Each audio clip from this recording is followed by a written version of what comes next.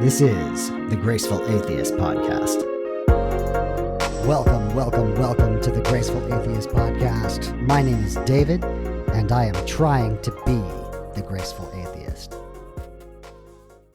As always, please rate and review the podcast on the Apple Podcast Store or on podchaser.com, and subscribe to the podcast wherever you are listening. Special thanks to Mike T for editing today's podcast. On to today's show. My returning guest this week is Jimmy. Jimmy was on the podcast last year in September of 2020, and Jimmy brings to the table a depth of humility, of intellectual rigor, and honesty, as you are going to hear. We are doing Jimmy's idea of a book review today. The book in question is Scout Mindset by Julia Galef. Why some people see things clearly and others don't. And what is fascinating about the book is that, contrary to the subtitle, the book is very much not about pointing the finger at other people and blaming them for not seeing clearly.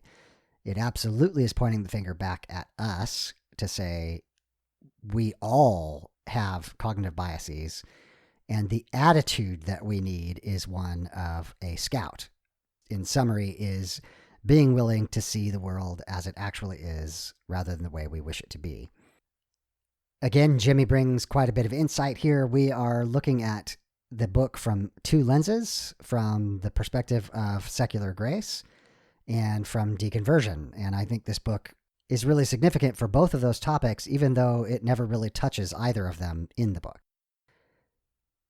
Without further ado, here is Jimmy and I reviewing Scout Mindset by Julia Galef.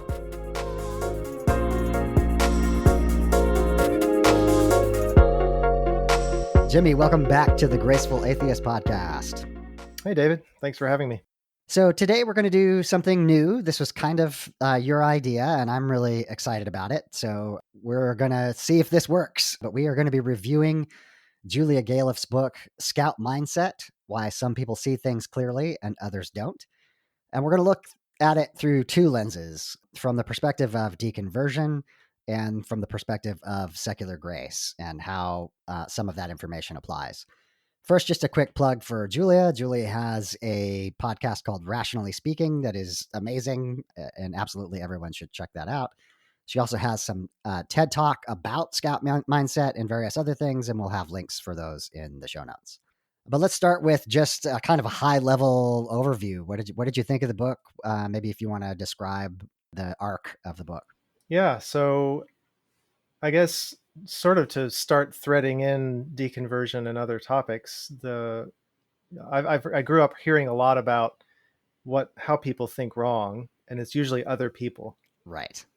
And what I like about this book is it not only tells you how you think wrong, it tells you what you can do about it and how you can grow and, improve the way you think yourself. So as far as the arc of the book goes, one, it makes the case that we don't think straight. And I think I think a lot of people realize that there's been a lot of literature on that, Thinking Fast and Slow, and even a book called Why Buddhism is True talks about the ways in which we sort of deceive ourselves. No, I don't really need those chips right now, but I figure out, how to convince myself that I do. Right. It describes what she calls the soldier mindset versus the scout mindset. And the soldier mindset is this sort of defensive position, the things that you believe need defending primarily. Whereas the scout mindset, the goal is an accurate map of the landscape, I think is the way she puts it. Right. And the goal is to really face reality and grow through facing reality, live with confidence moving forward, facing reality rather than lying to yourself and living a fiction, which is really, really attractive to me. So she talks about soldier mindset versus scout mindset. She talks about why we should prefer the scout mindset, because I know there's sort of a trope out there or a meme the idea being that a convenient fiction can be helpful to live a more comfortable life. Right. And some people, describe religion in those terms. Well, it helps people live. Well, she makes a case for why we ought to care about the truth. Um, and then that's, she goes through the sort of a list of cognitive biases, although interestingly, it wasn't the list I was expecting. I think a lot of people in the audience are probably aware of things like confirmation bias and selection bias and base rate neglect and all these other ideas. But she goes through a list that's it's a little different from what I was expecting coming into it. So that's the case for and why we should care. And then she goes through the ways in which we are thinking wrong, and then showing. So that's just parts 1 and 2. Mm-hmm. Parts 3, 4, and 5 are all about addressing that, which is what I appreciate. It's heavy on the "what can I do about it" part. Yes. So yeah, part 3, "Thinking Without Illusions," is the name of the part, and she's talking about different ways to think straight, what we can do about it. She gives a very compelling anecdote about a fellow who was lost at sea and what he did with his mind to survive, which, the power of your mind to push through or give up it's particularly poignant. Right. Exactly. Then she talks about changing your mind, actually how to change your mind. Then she goes through identity, which how we identify, not necessarily, identify as male, female, not that sort of thing. It's more group identification. Mm-hmm. I identify as Republican, Democrat, whatever. And so that section actually ended up being one of the most powerful sections for me.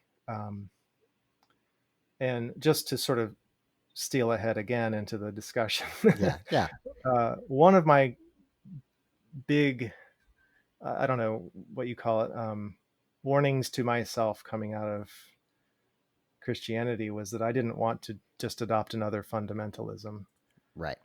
And a lot of that has to do with identity. Do I identify as a Democrat now, just, where I used to be a Republican, or not, that sort of thing.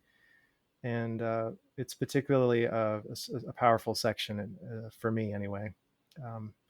So that's the overview. 1, we think wrong. 2, here's how we think wrong. 3, what can we do about it? And I found the book quite easy to read, quite enjoyable to read. Now, of course, this is the sort of stuff I geek out on anyway. But it was, there was nothing really super technical about it. There was nothing really obscure, I don't think, about it.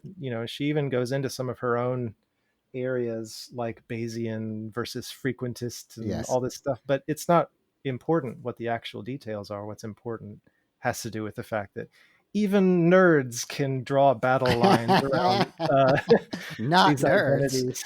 There's no flame wars on the internet. I think the striking, just single concept in the book is humility. Of recognizing our own ability to fool ourselves, and Yes. and so that's why I thought, wow, this is really applicable to both deconversion and secular grace. Yeah, definitely.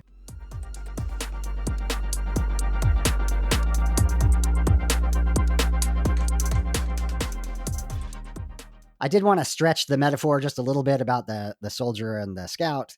The soldier is kind of told what to do and what to think. Hold this ground, take that hill. And the soldier is not to think, not to try to talk themselves out of, why would I want to hold this hill? Why would I? Right. The soldier, the point of the soldier is to just execute the commands. And the point of the scout is to actually gather information as unbiased a way as possible. So a third viewpoint that I thought would be kind of fun to look at is from the perspective of the story of Joshua and Caleb going into the land of Canaan. which ironically is specifically about them being scouts or spies, depending on the version that you are reading. And just a quick overview. I don't have all the details off the top of my head, but a quick overview is Moses sends, or God sends them into the land, and it explicitly says to determine, is this a good land? Are the people there dangerous? Like it lists, 4 or 5 real life practical things. Go figure these things out, right? So they go into the land of Canaan for 30 days or so. They come back with some fruit. Of the 12 people, 10 of them say, yes, it's beautiful land, lots of milk and honey. However, the people are super dangerous.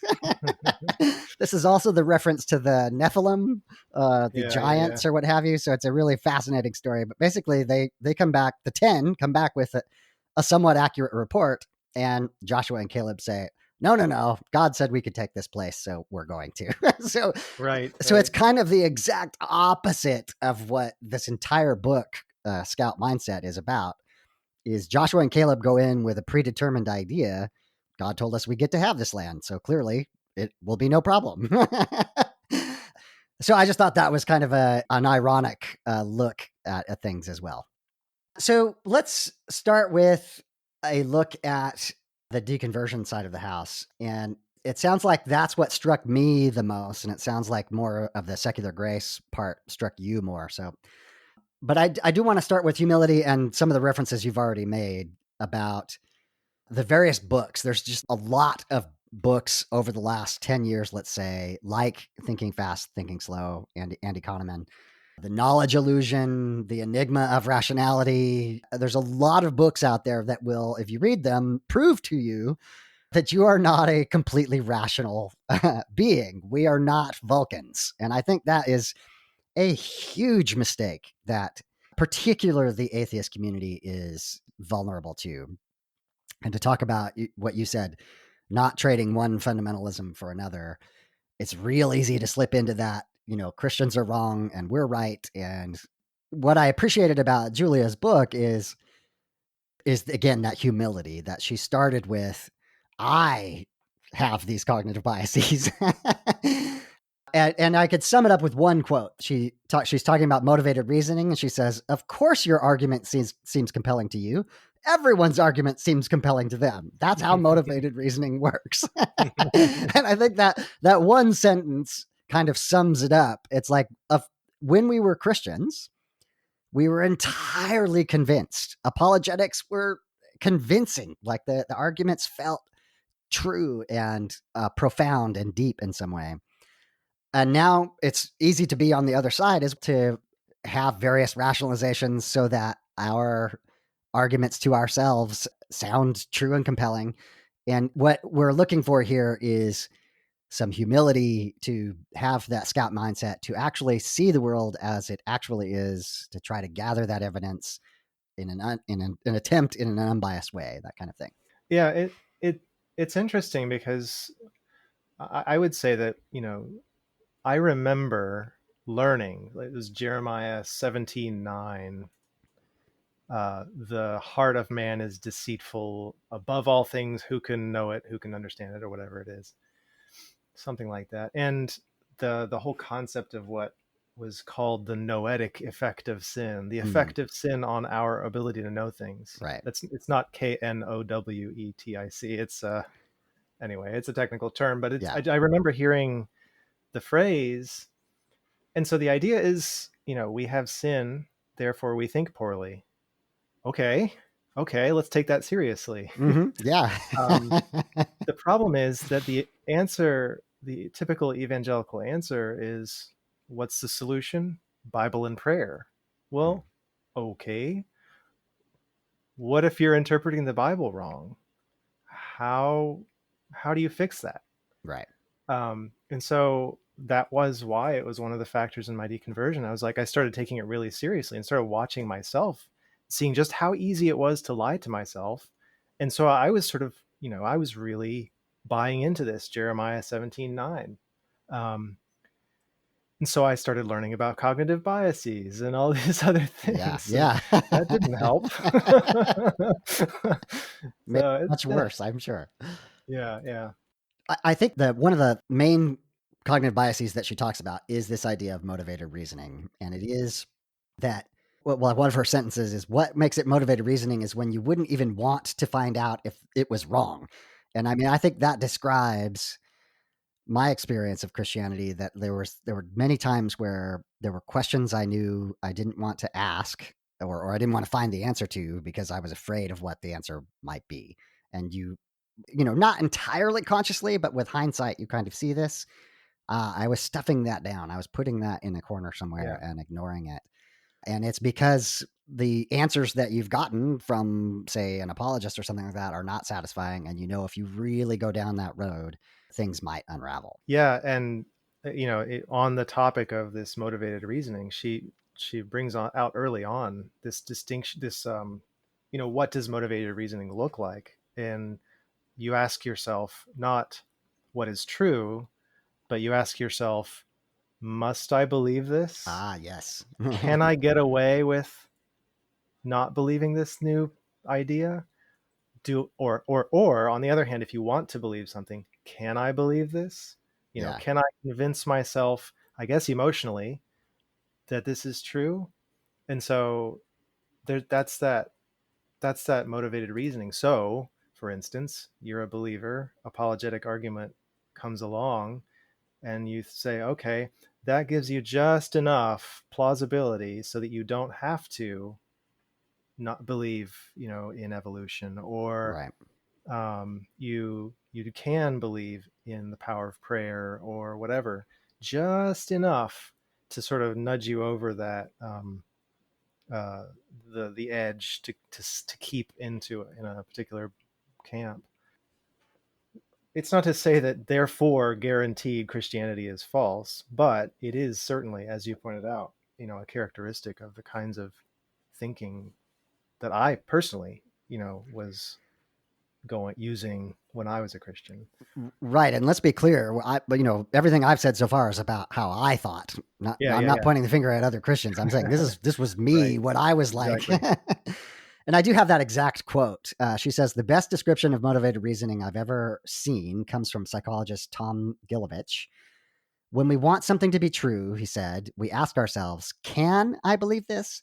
Searching for an excuse to accept it. When we don't want something to be true, we instead ask ourselves, must I believe this? Searching for an Yeah. excuse to reject it. Yeah. That definitely rings home to me Yeah. of Yeah. that experience. So, And it's sobering just how easy it is. And what's sobering to me is what I'm, asking myself, what am I doing now? Am I motivated for Christianity to be false, and therefore I'm not, open to listening to other people? Um, it raises all kinds of questions, which I think we'll get into a little bit later, because it certainly feels at this point, if that's all you have, then you just end up in this land of uncertainty and fear. yes. That seems like, and that's where I think the comforting fiction idea comes in, because it's like, well, what if I'm wrong? Well, you could always be wrong. Yeah. What do I do? Yeah. So that I'm not living, so tentatively, so I can act with some confidence, and so I can not be unsettled all the time. Yeah, and I do want to address that now, actually. There's an entire branch of apologetics called presuppositional apologetics that basically reiterates some of the things you've already mentioned, that the sin nature has so affected us that our ability to know or to think rationally is broken, and one must accept God's existence as a priori, as the first step, and rationality flows from that. And so some of the, if you've, and really don't do this, but if you look up presuppositional apologists on YouTube, I mean, they're just yelling at people saying, how do you know? How do you know? How do you know? And so, but I want to address that. So, we go through a deconstruction or deconversion process. We come to recognize that I was mistaken. And then we can find ourselves in no man's land for a while.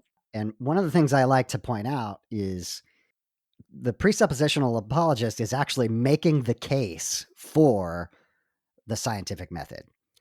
The reason for existence for the scientific method is that human beings are fallible. that we make mistakes. We are prone to motivated reasoning. And the whole point of that is to test our own hypotheses and then have others test both our hypothesis, our data and results and conclusions. And collectively, we are incrementally stepping little bit by little bit towards a better map of reality, a better explanation of reality. But any one of us, including major scientists, public scientists that that are on Twitter these days, can be way off at times, can be completely wrong. Anytime we have become impervious to criticism, constructive criticism, things are going to go very wrong.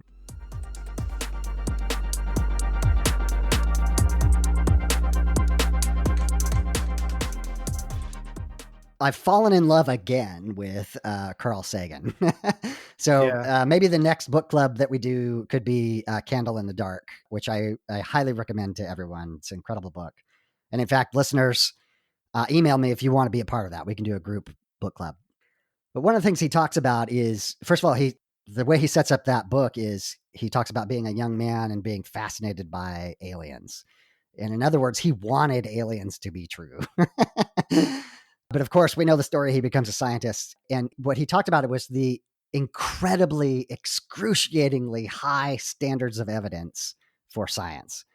And so even for something that he wants to be true so bad, and remember, he starts SETI, he starts the search for extraterrestrial intelligence, the standard has to be so high, painstakingly high. And so one of the things that became true for me, and this is again some hindsight, I'm reading back into history a bit, but one of the questions I have for apologists today or believers today is, the question is not why is my standard so high? The question is, why is your standard so low, right? They talk about, particularly when you talk to an evidential apologist about the evidence for the resurrection, we're talking about anonymous books written 2,000 years ago that, that we don't have the originals for, that are clearly in the genre of biography or hagiography, or however you want to say that, which intends to make the hero of the character of Jesus, right? And they're not super careful about the facts. Like, so that as an evidential standpoint is pretty weak. It's it's just circumstantial, right?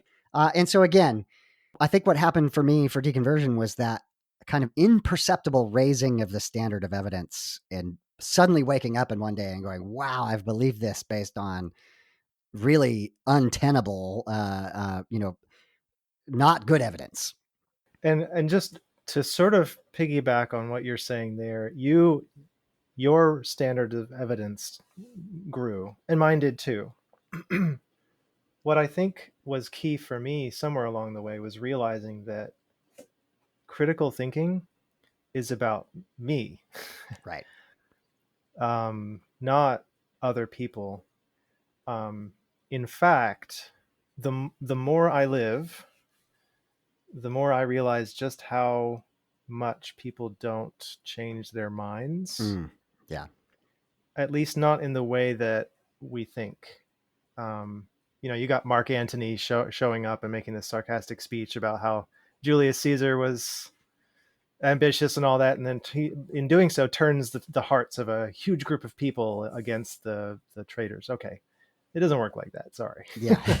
people believe what they want to believe, and I can't fix them. Yeah. And that's maybe one of the biggest things here. And this is where that humility that you brought up comes into play. So when I'm thinking through my own standards of evidence, and then thinking about my family or the people in my life who still believe, and it's frustrating to me because I want to ask them, what have you done to disprove yourself? Which is a thing that Julia Galef brings up later on in the book. What are you doing to shore up your reasoning, make sure that you're not doing motivated reasoning? But the fact is, I can't do that. One, I think people aren't motivated to fix their reasoning until they are motivated to fix their reasoning. And I've even listened to podcasts with Galef and others writing, talking about similar topics. I think on the Rationally Speaking podcast, actually, she interviewed someone who wrote a book that was sort of the statistical version of uh, her book. So she wrote The Scout Mindset. How do I think? Well, he wrote, how do you interpret numbers, like statistics and stuff. And both of them all but despaired of convincing other people or fixing other people's reasoning. But that's not to say we can't. It's just we won't do it by argument. We won't change people's minds, because soldier mindset is the default. That comes out in the book, you know. We won't change people's minds by arguing with them, but we could be a good example. And she gives an example of someone in that he's so truth oriented that nobody even notices when he admits he's wrong. Right. It's like, in fact, he doesn't admit he's wrong. He just changes his mind, or updates is the word that I think Julia um, promotes, rather than uh, admit, as if there was something morally problematic about being wrong. No, being wrong is normal.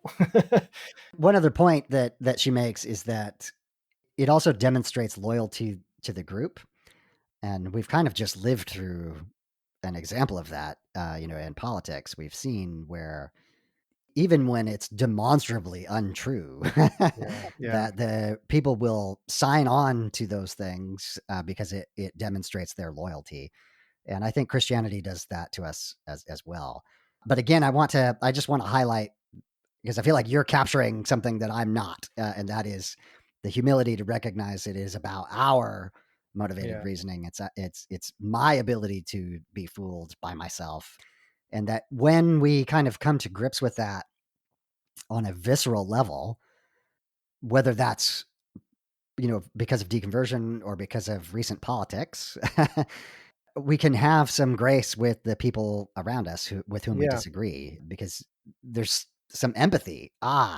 I've been fooled before. I know what that feels like. In fact, I'm probably being fooled right now. Exactly. Precisely. No, it Precisely. Yeah. really, yeah, and it does. I mean, you brought up the sort of, I don't think you used the phrase angry atheist, but this sort of, highly rationality oriented skeptic type.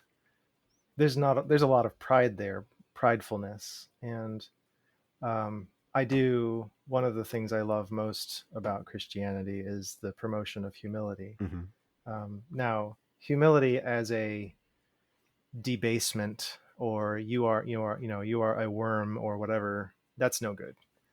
But humility in a reality is that we aren't perfect, we are flawed, and that's normal, that's okay, and it's reality. So this, just take the morality component out of that and then recognize reality. And humility is a powerful character trait. In fact, it's one of the humanist 10 commitments. Yes, absolutely.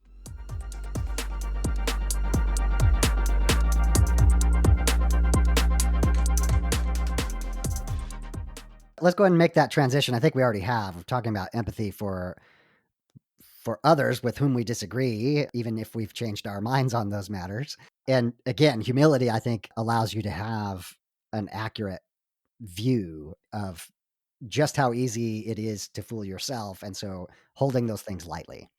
Yeah, definitely. And the wording of the humanist 10 commitments, the humility one, I don't know what number it is, but I will be aware of my strengths and weaknesses and appreciate the strengths and weaknesses of others. And that's a facing reality sort of statement, Yes. and it's also a we're all in the same boat sort of statement. And I want to bring in here something about how uh, I consider kindness a very important virtue. And if I'm going to be kind to my Christian fellow humans who are wrong about things, they don't think straight about things by my judgment or whatever, Hmm. if I'm going to be kind with them, I better be kind to myself Hmm. from 10 years ago, because I've started thinking of that as a different person. I think of myself from 6 months ago as a different person. So it's sort of, I've found it a very helpful kind of model or whatever. But that humility helps you think more clearly, and it helps you be kind in a world where everybody's having trouble thinking straight. Right. I have a quote of hers that I think is on this topic. You've learned new information and come to a new conclusion, but that doesn't mean that you were wrong to believe differently in the past. The only reason to be contrite is if you were negligent in some way. Did you get something wrong because you followed a process you should have known was bad? Or were you willfully blind or stubborn or careless? And for most of us, I talk about a lot being in the bubble. Virtually all information is self reinforced for the group. And even to the point of, well, that's secular music, or that movie's secular, and we're removing things from the input that we get that could potentially be contradictory in any way. And so based on the information we have, we're making the best decision we can at the time. Yeah. And I love the fact that she sort of brings an ethical component into knowledge.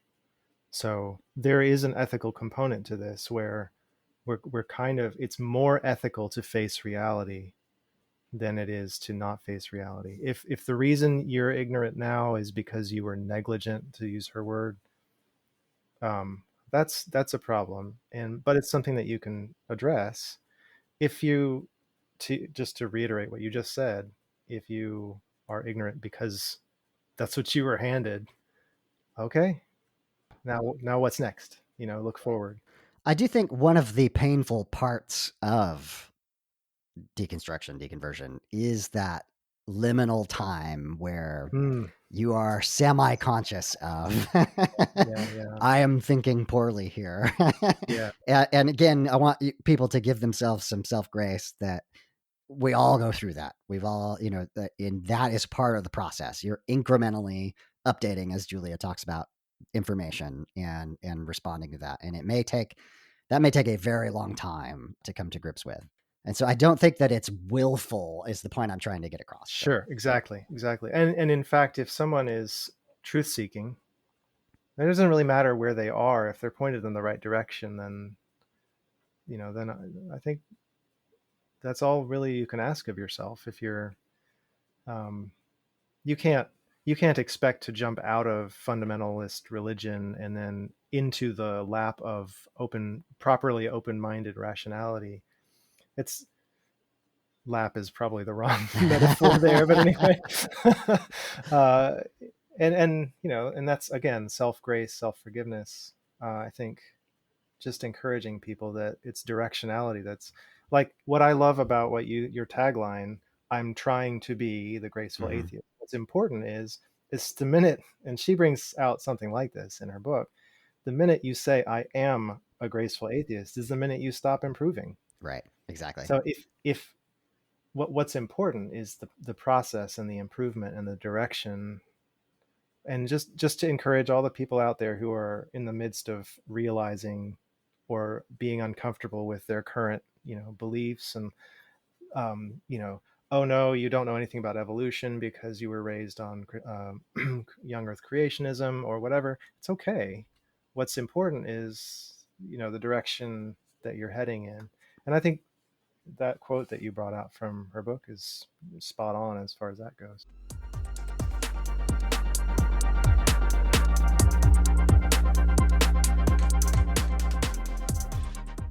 So we've talked a bit about self grace, and we've hinted at, and we'll talk some more about having grace with others. But I like this line from her book as well: being the kind of person who welcomes the truth, Mm, even if it's painful, is what makes other people willing to be honest with you. And I love that because I think that captures a lot of what I'm trying to get across with secular grace when I talk about mm, being the person that other people can be vulnerable with and proactively reaching out to people. And part of that is saying, I was wrong.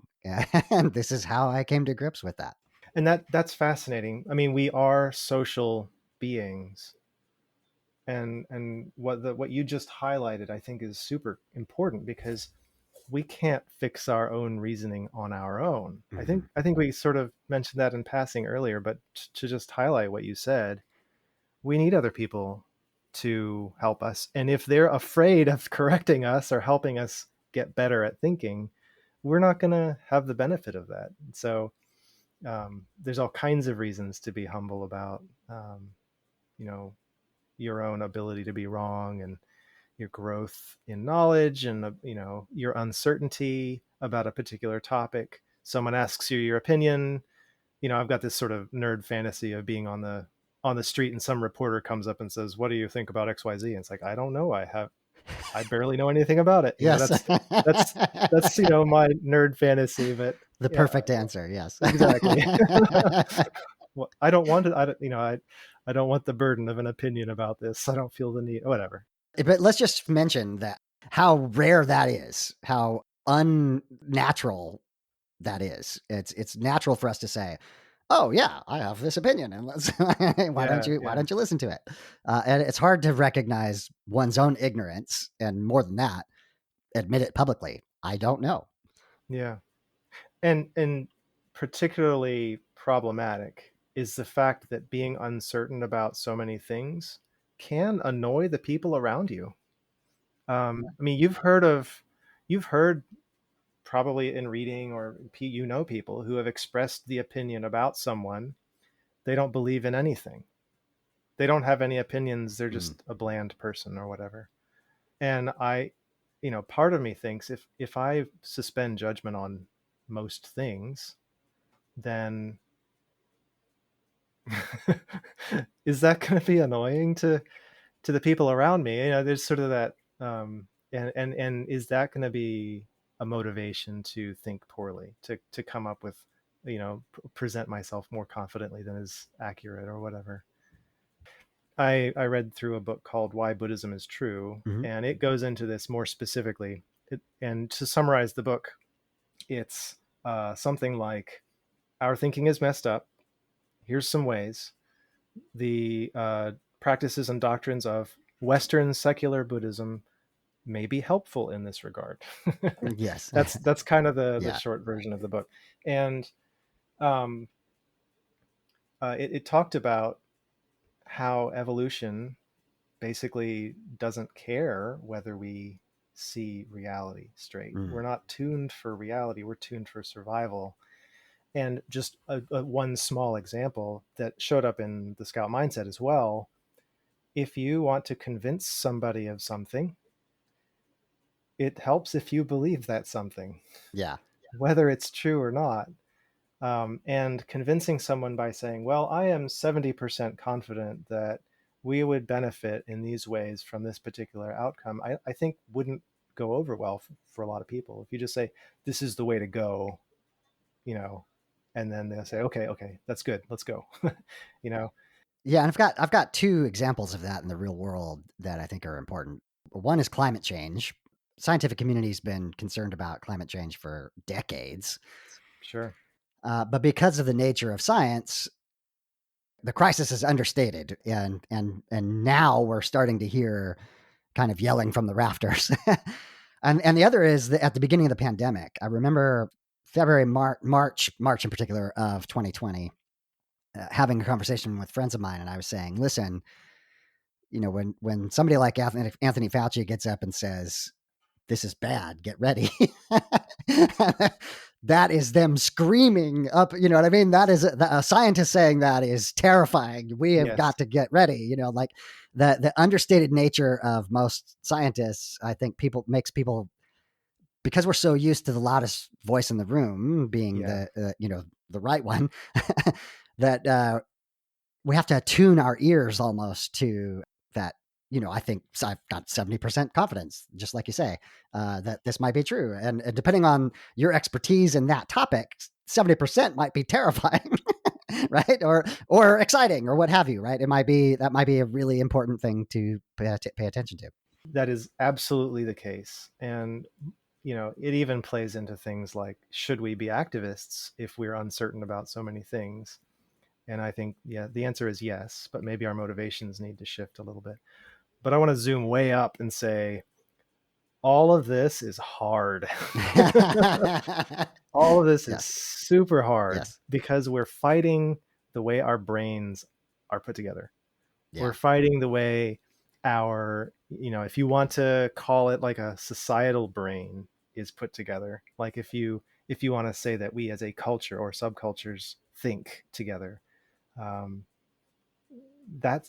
we're fighting that, and so this is an uphill battle. You have to be seriously motivated to put the work into it. But I think the book makes an excellent case for why you want to do that. Mm-hmm.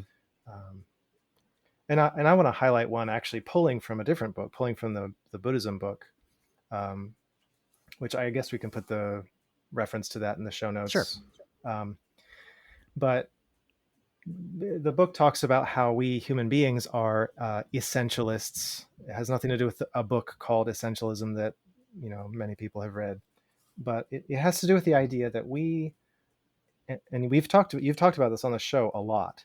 We imbue things with meaning. We assign essences to things, and it's all in our head. So good, bad, dangerous. Now, some of them may correspond to real reality, but a lot of them don't. And where it really starts going wrong is when we start assigning essences to people.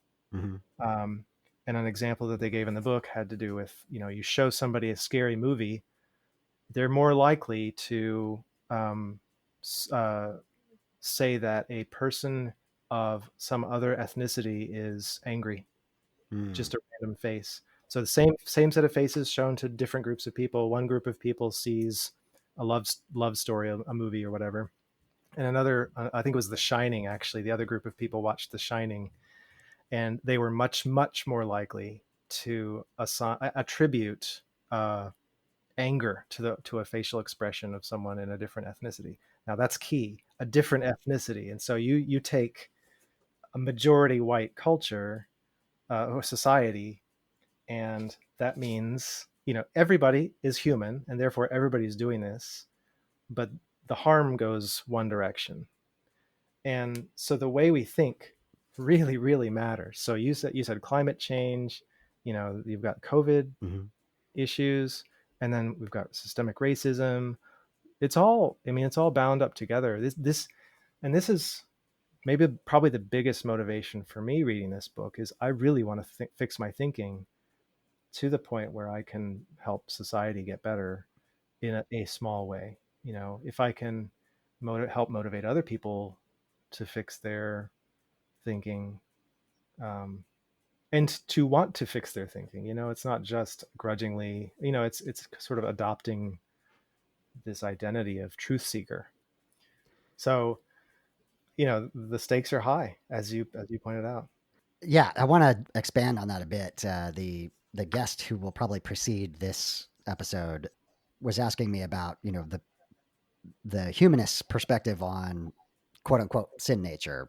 How do we, Hmm. why are humans capable of such greatness and such terrible atrocities? And you mentioned evolution and being evolved for survival, and so there's a evolved selfishness. I'm number one, and my immediate family is immediately after that, and my cousins are after that, and my tribe is after that, and so you talk about ethnicity. uh, we are evolved. We have these heuristics to the short circuit interpretation of what a Yeah. person is about. And part of the what makes systemic racism systemic is the lack of acknowledgement of us reacting. We have a reaction that we cannot Yes. help, and it takes work. Like you say, it's very hard to say, I was reacting, I wasn't processing, I wasn't thinking about who is this as a human being. I was responding to, this is the out group, that kind of thing. There's an article. I'm just going to mention the name of it if anybody wants to read it.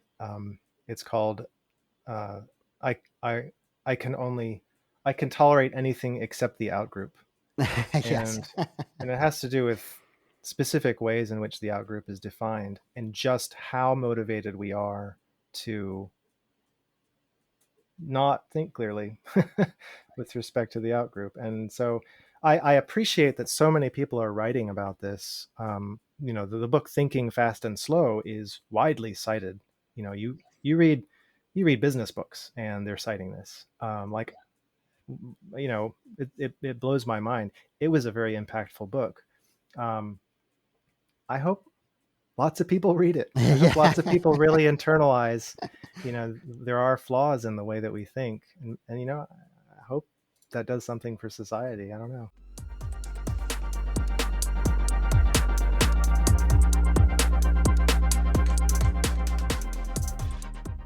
As we are headed towards the end here, let's talk about some of the things that struck you about how you can think better. And I think we've hinted at one in, this idea of updating our model, or, as we get new information, it's not that we're changing it from, flipping it upside down. We're just incrementally changing based on new information. Yeah. And in that way, we're not holding on so tight that it hurts Yeah. when we learn that we have been mistaken about something.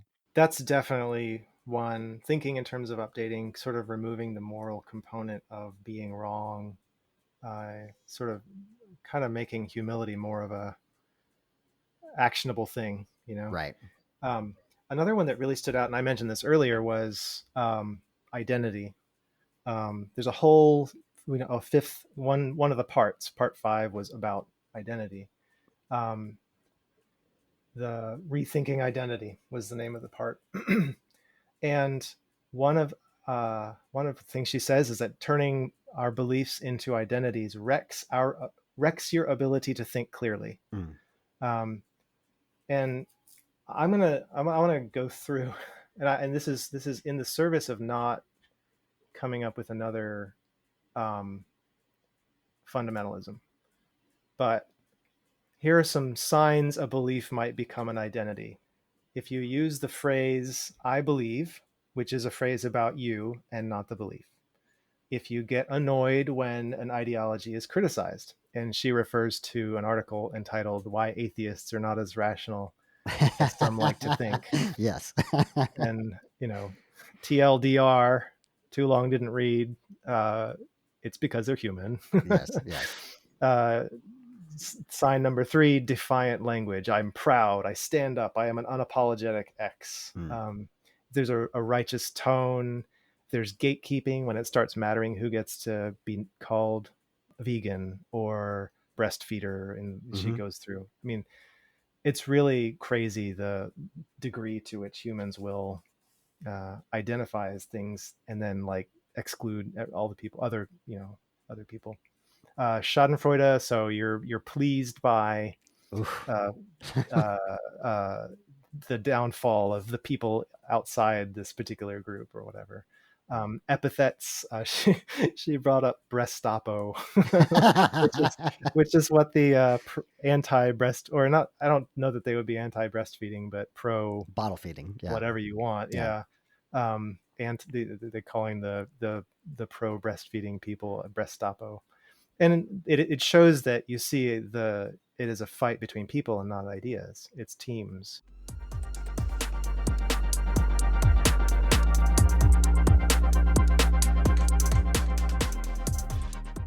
And then the last one she lists is having to defend your view. If you argue, and this is interesting. Uh, if you argue your position publicly, it makes it harder to step away from it. Mm. If you change your mind, it feels like letting an enemy win. And I want to just bring up here evangelism. If you are told to evangelize, not quite guilted into evangelism, depending on the church, maybe you are guilted into evangelism. What are you doing? You're going out in public and doing an awkward thing in the name of a particular group. That by itself makes it harder to step away. Yeah. Um, Particularly if you're a public figure. I mean, Josh Harris actually shows up in the book, and I know things have happened with Josh Harris since this book came out. And it's very, very interesting to read about Josh Harris from Julia Galef's perspective, because she was raised atheist, basically, Right. secular Jewish family. She doesn't know who Josh Harris is, not the way we feel, we kind of viscerally know. But all that to say, turning beliefs into identities wrecks your ability to think clearly. And one of the things I tell myself over and over again these days is, I don't have a dog in that fight. Mm. And when you don't have a dog in that fight, you can step outside and start thinking clearly. Just silly example. I was a registered Republican for the first part of my adult life.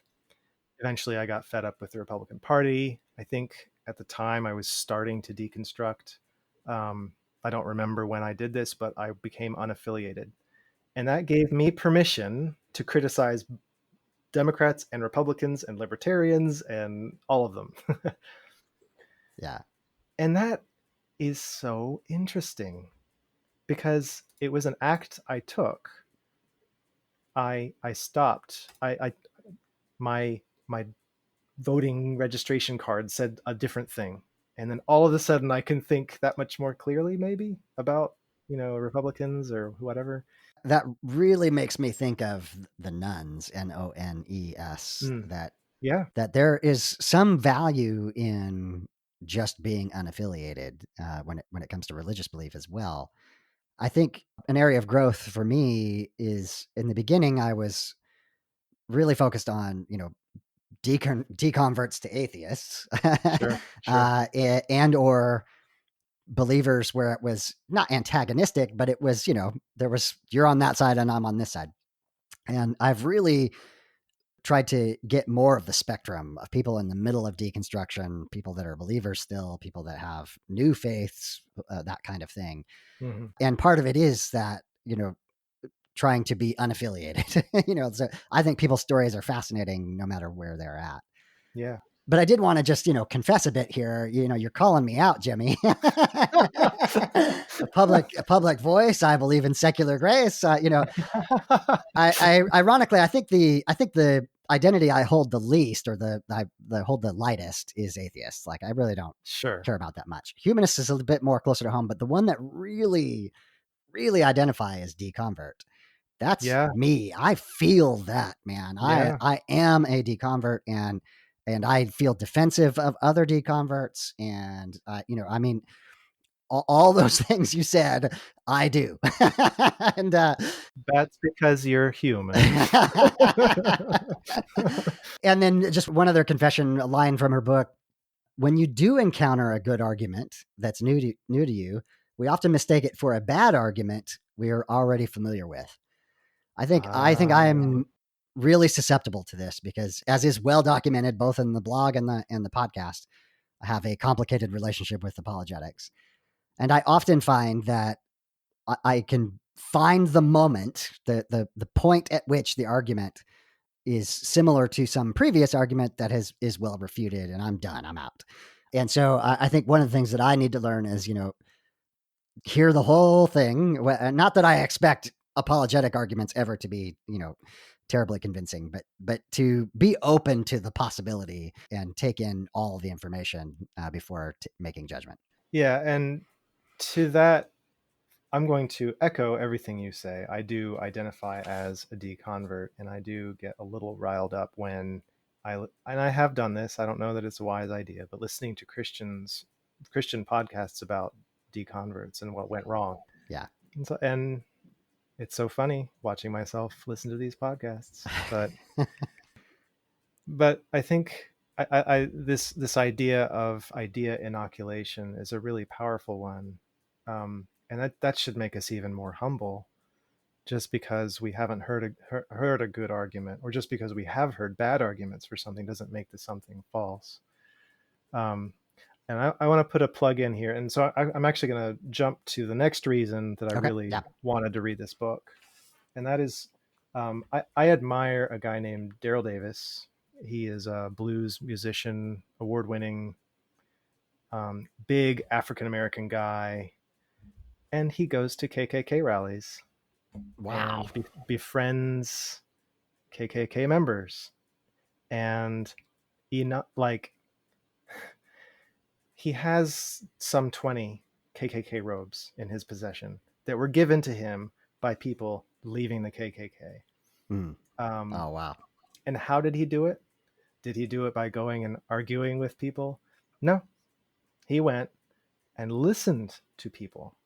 He befriended people. Mm. And so there's, he's godfather to a couple of their kids, and Yeah.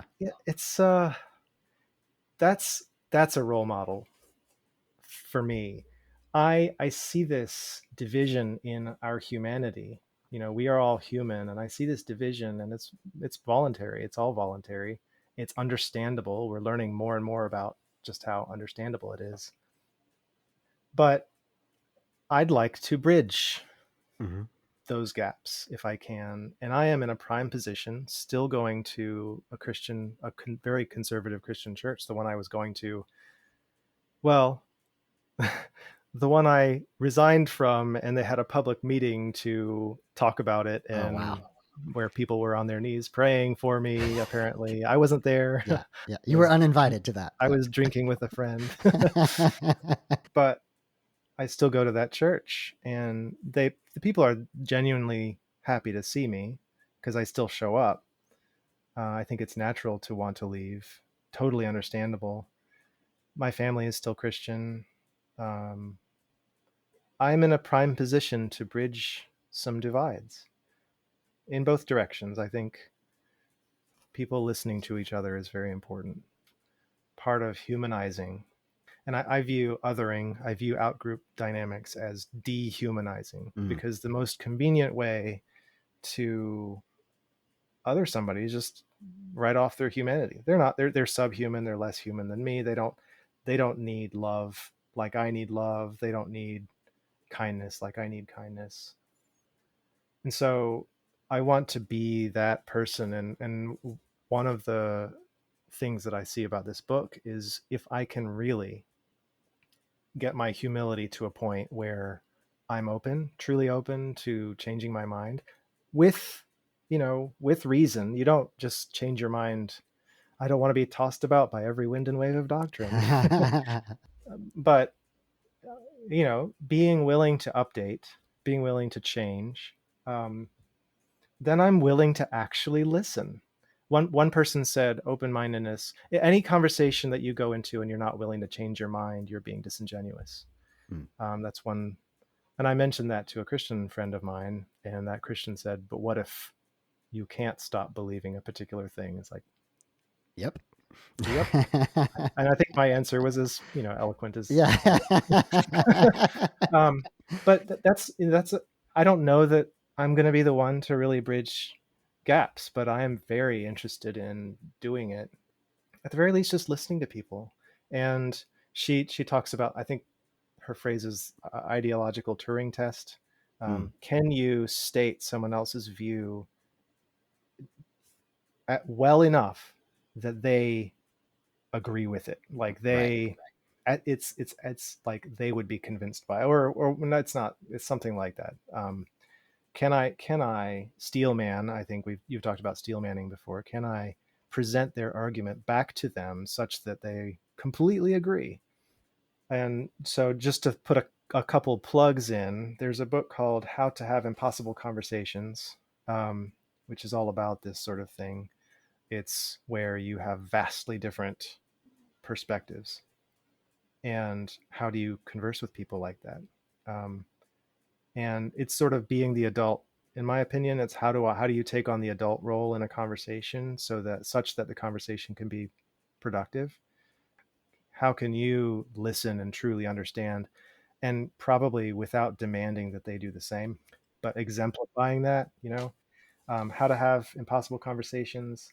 Um, I found it a very helpful book. And it sort of goes hand in hand with something called street epistemology, which is sort of an anti-evangelism. Rather than going to people and telling them what they need to believe, you go to people and say, what do you believe? Right. How do you know? Tell me about this. I have some issues with the practice. It is, I have complicated feelings about street yeah, epistemology yeah. as well, but yes. But Yeah. but the practice, I think, divorced from motives, take the motives out of the picture, I think it's a valuable way of thinking. sort of, can you, in the course of a conversation, learn what somebody believes without trying to convince them Right. of anything? So those are the things that are really motivating to me about this book.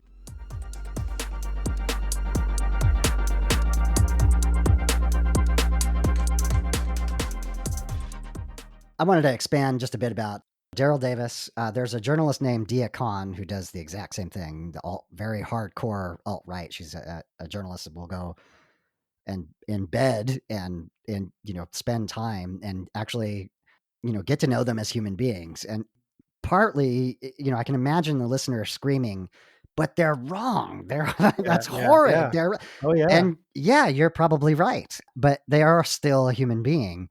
And so how this applies is, your uncle at Thanksgiving dinner who is a hardcore Republican who you can't stand, if you can remember that that is a human being and you don't have to accept what they have to say as true, but you can see that as a human and respond to them with empathy and grace. And where this really meets the road is our relationships post deconversion, particularly for those of us who are unequally yoked. Right. If you are seeing your partner as wrong, Right. as dumb or stupid or willfully ignorant, Yeah. that is not going to end well, right? And you have to be able to see that person and the fullness of their humanity, why they might find that convincing, how you used to find that thing convincing. And again, all of this that we're describing is secular grace, right? It is Yeah. just recognizing our human condition and those people around us, the human condition that they live in as well. Yeah. And just to pile on top of that, if Daryl Davis and Dia Khan are any evidence, you can change minds by listening. Exactly. And, I love that. What does listening do? Listening validates someone's humanity, among other things. Listening maybe meets an emotional need. And, how many Christians haven't met an atheist? Mm-hmm. How many Christians haven't met a nice atheist? So, that's also super motivating to me. And so even if your goal is to change people's minds, remember that soldier mindset, right? Yeah. People are there to defend, but if there's nothing to defend because you're not attacking, well, okay, that opens the door, and that's just so motivating to me. Do I practice it? Well, we'll see. Yeah. And to hit the note about the scout mindset, if you are genuinely curious about someone and their life and what makes them tick, Yeah.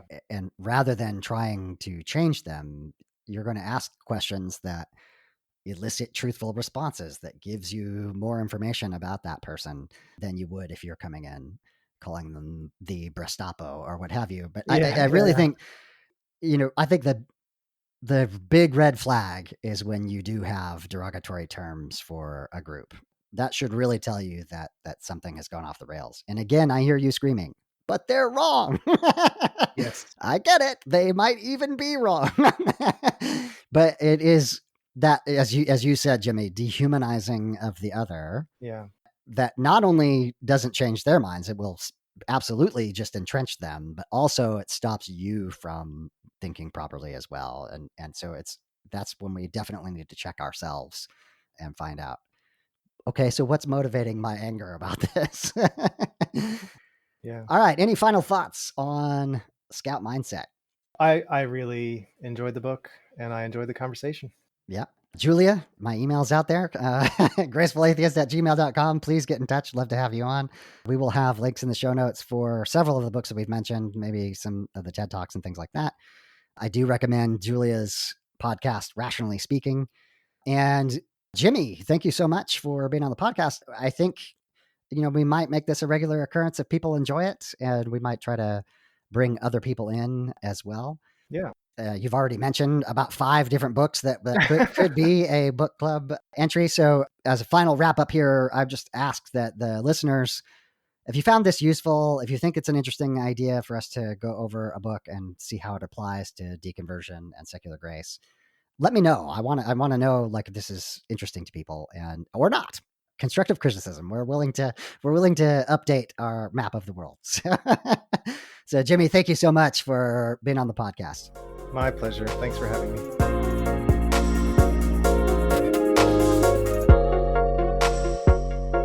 Final thoughts on the episode.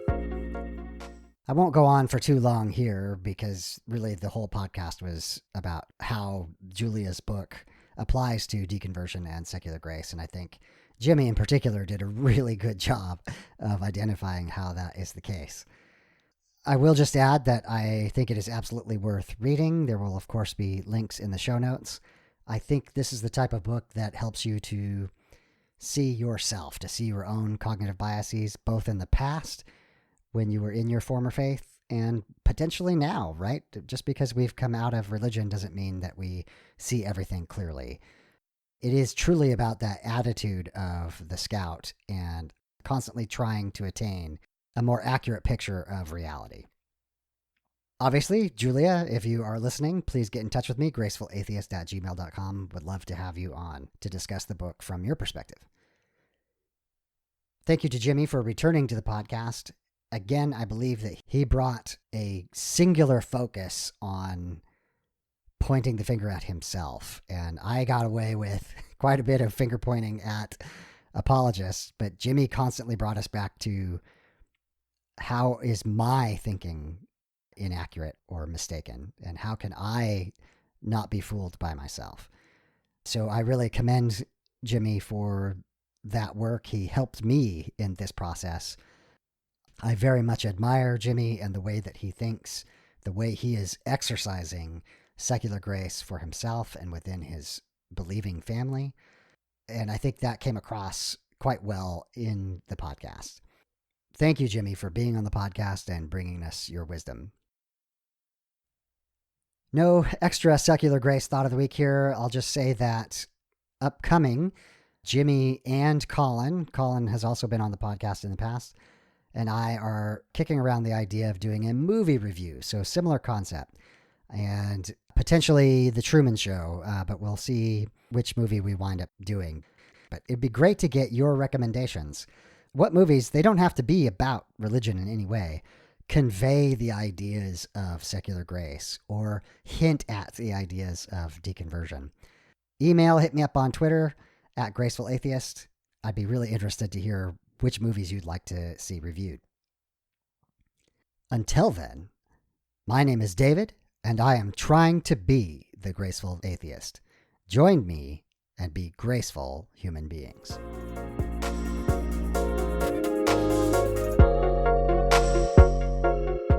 Time for the footnotes. The beat is called Waves from Mackay Beats. Links will be in the show notes. If you'd like to support the podcast, you can promote it on your social media. You can subscribe to it in your favorite podcast application, and you can rate and review it on podchaser.com. You can also support the podcast by clicking on the affiliate links for books on gracefulatheist.com.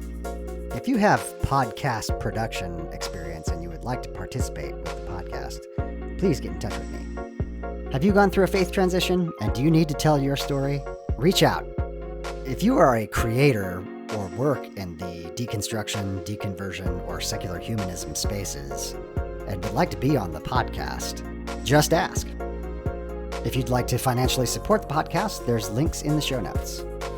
To find me, you can Google Graceful Atheist, you can Google deconversion, you can Google secular grace, you can send me an email, gracefulatheist@gmail.com, or you can check out the website, gracefulatheist.com. My name is David, and I am trying to be the Graceful Atheist. Join me and be graceful human beings.